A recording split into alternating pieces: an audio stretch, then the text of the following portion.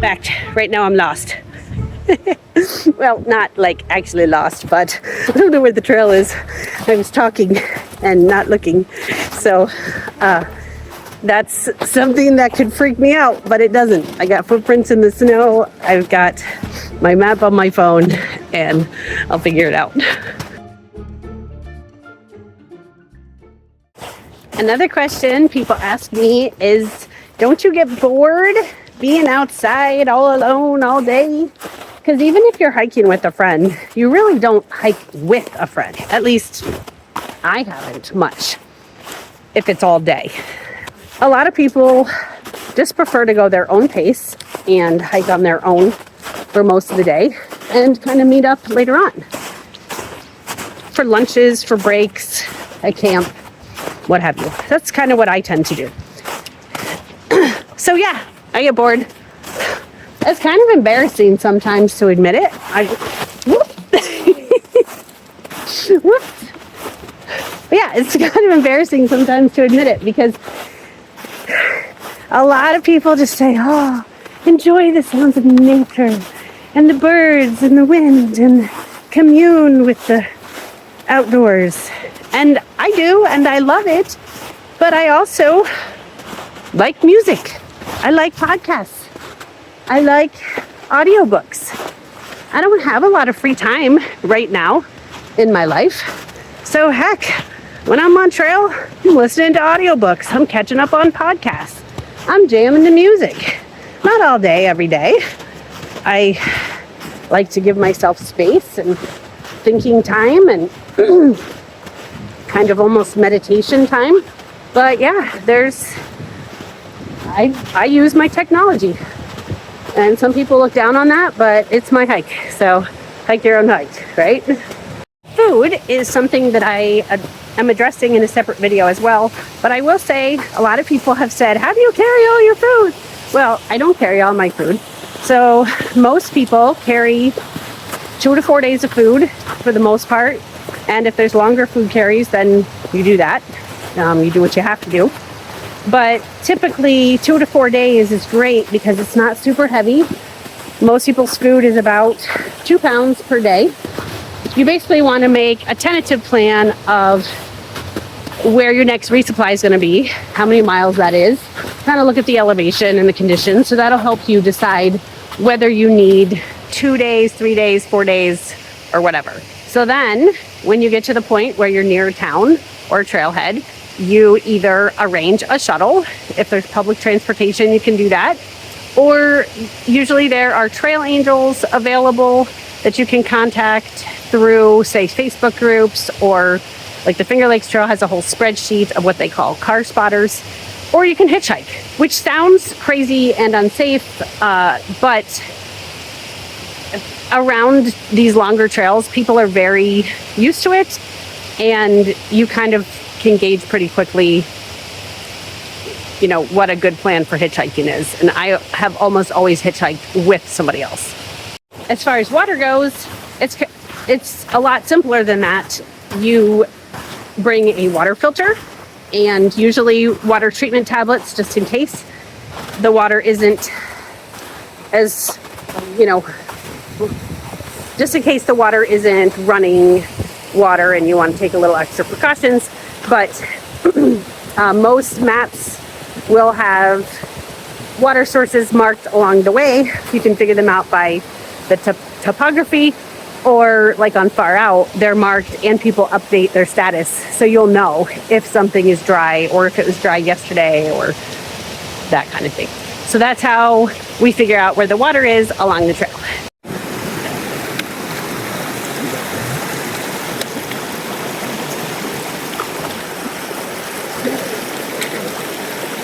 It's funny, when the snow melts, these stream crossings are a little deeper.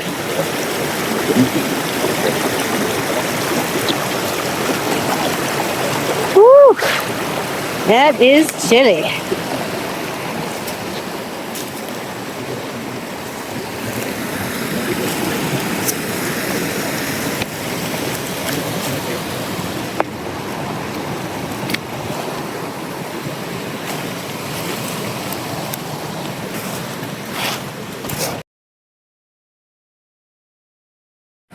And my feet are already cold and wet.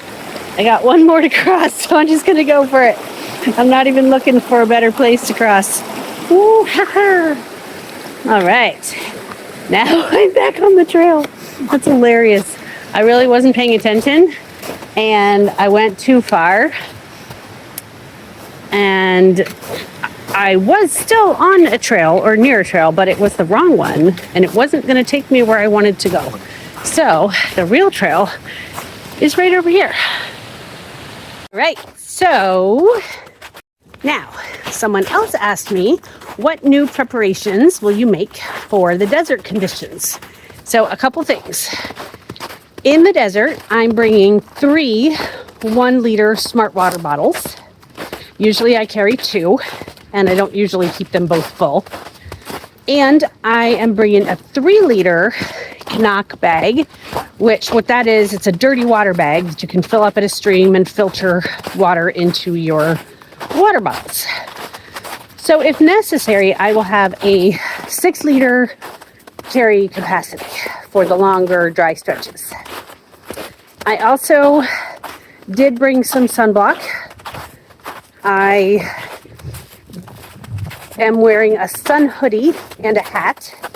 So the sun hoodie is very light material, but it has SPF properties and it's long sleeved and has a hood, obviously.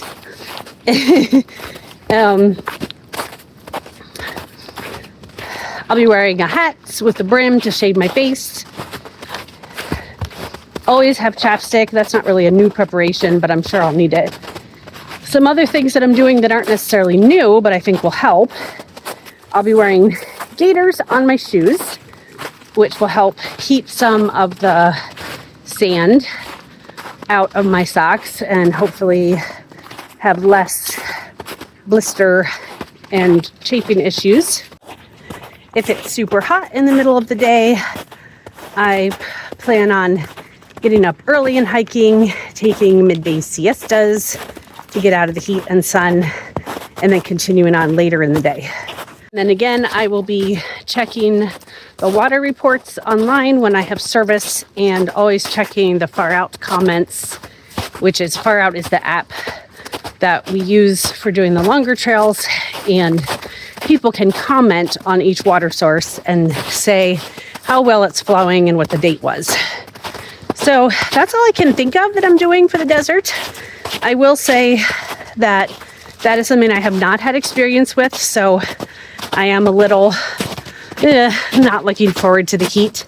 I don't really do well in heat, so I will be drinking, staying hydrated, taking my electrolytes, and just kind of taking it one day at a time.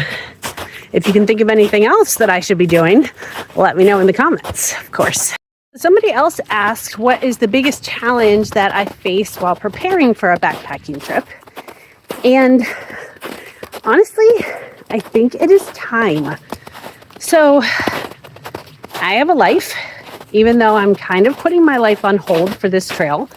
I really have a lot to do right now, even more than usual before a trip, because like I said, I'm moving out, I'm packing all my things, I'm putting things in storage, I'm tying up loose ends at my job, plural, my jobs. So I have not had as much time to train as I normally do. I've not had as much time to research and read books, and which is I love to do, so I'm disappointed about that. Yeah, I would say really before this trip, my main challenge has been time, and I've had to try to divide it evenly between training, trying to keep up on posting a few videos before I leave, learning about the trail, organizing my gear, planning. I really haven't planned anything about the trail except like I talked about, just being prepared as far as what the terrain and the weather and all those things, climate and water situation and all that. But I don't have an itinerary, which is probably good because it wouldn't last long anyway.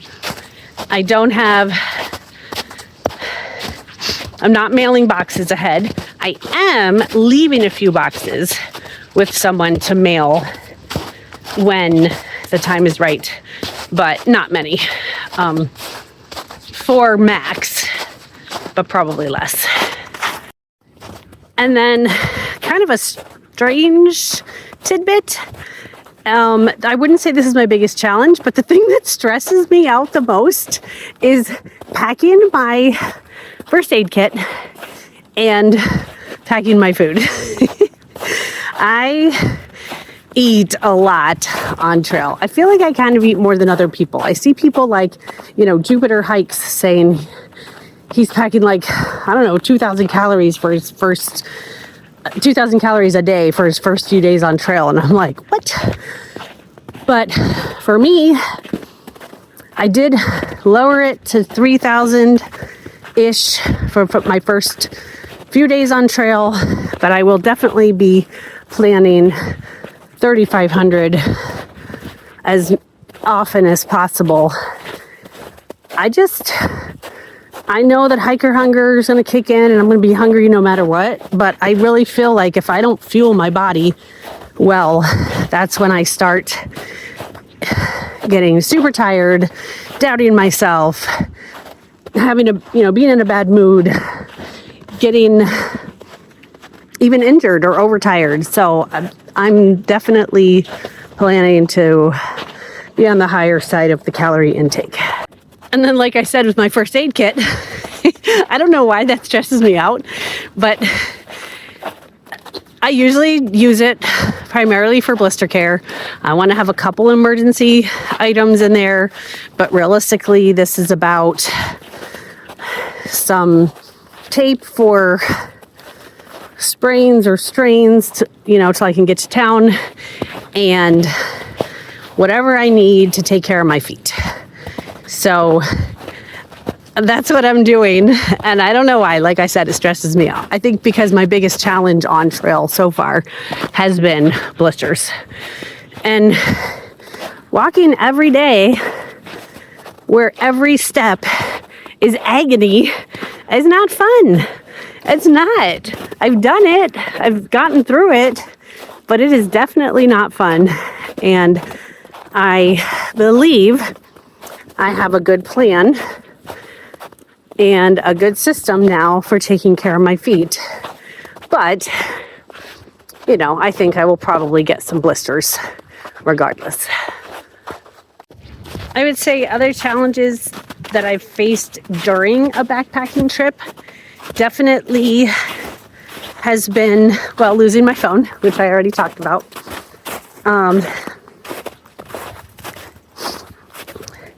And a little bit of that doubting of yourself. So another long trail story. When I was on the long trail, I was so intimidated of the northern half of the trail. It was talked about by everyone. Well, so many people. It was talked about by so many people as the northern half of the trail is what breaks people, and just very intimidating, that it's very difficult. And when I knew I was going to be doing Camel's Hump one day and Mount Mansfield the next day, I just was super intimidated. In fact, I did all the dial a friend things that you can think of. Messaged friends and family members, some of my backpacking friends from a Facebook group that I'm in, and I was like, does anybody want to come join me on this hike? Just drive from New York, Pennsylvania, Ohio to Vermont. Come join me on this hike. And nobody was able to. And guess what? I did it. And it was fine. And actually, those two mountains were some of my absolute favorite hiking ever. So sometimes the biggest challenges and the biggest obstacles end up being the most awesome part of your trip. Another question I get is how long will that take you? 2,650 miles, not just going to be a weekend trip. So I have a couple times where I have to get off trail for family obligations or work obligations. And so with all of those, I think the longest that I'd have to get off trail would be a month total.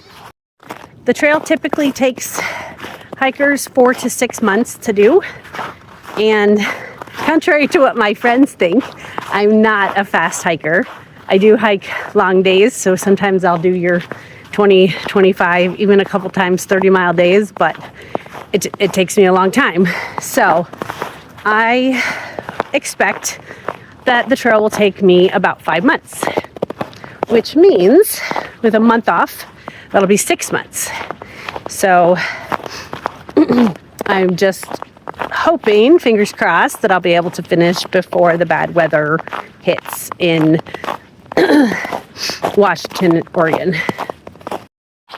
Here's one more that nobody actually has asked me recently because my friends and family know the answer to this question.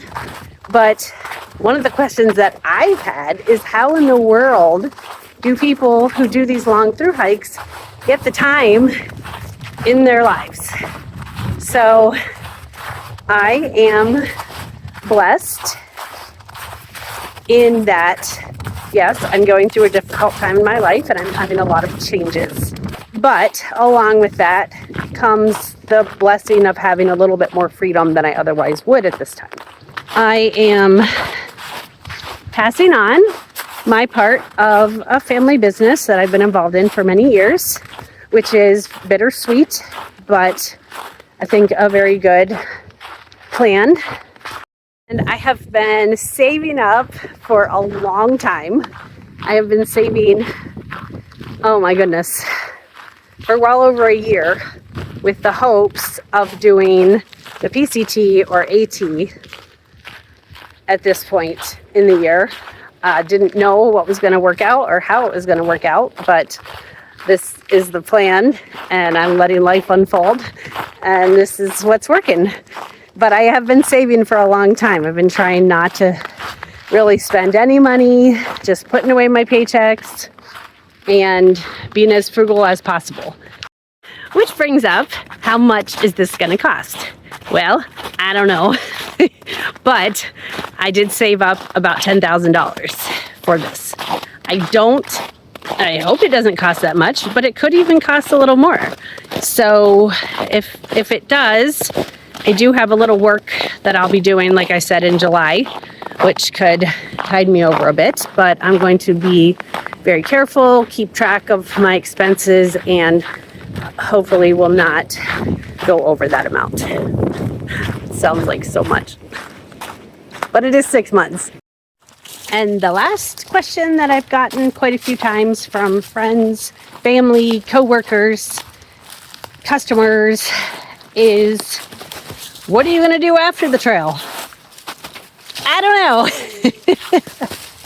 So I think I'm just going to let life unfold. And I have a feeling it will figure itself out.